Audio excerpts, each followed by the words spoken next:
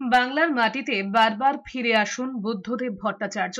ঝাড়গ্রাম রওনা হওয়ার আগে পাম্প অ্যাভিনিউয়ের ফ্ল্যাটে শেষ শ্রদ্ধা জানিয়ে এমনটাই বলেছেন মমতা বন্দ্যোপাধ্যায়। তিনি আরো বলেছেন, বুদ্ধদেব ভট্টাচার্যর মৃত্যুতে রাজ্যের জন্য বড় ক্ষতি হয়ে গিয়েছে। খবরটা শোনার পর কেমন একটা হয়ে গিয়েছিলেন, হাতটা ঘষে গিয়েছে, গলগল করে রক্তও বের হচ্ছিল।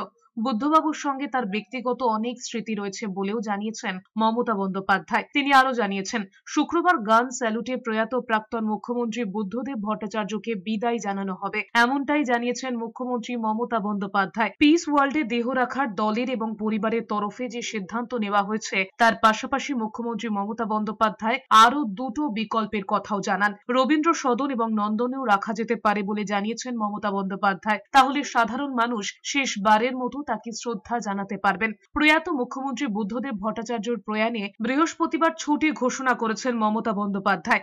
তিনি জানিয়েছেন, পরিবারের সঙ্গে কথা হয়েছে, সমবেদনা জানিয়েছেন মুখ্যমন্ত্রী মমতা বন্দ্যোপাধ্যায়। রাজনৈতিক মতাদর্শ আলাদা হলেও পারিবারিকভাবে অত্যন্ত সুসম্পর্ক ছিল, আন্তরিকতার সম্পর্ক ছিল। বারবার সেই স্মৃতিচারণা করেছেন মমতা বন্দ্যোপাধ্যায়। একটা মানুষ মরে গেলে তার জীবন শেষ হয়ে যায় না, তাকে মানুষ মনে রাখে তার কাজের মধ্যে দিয়ে।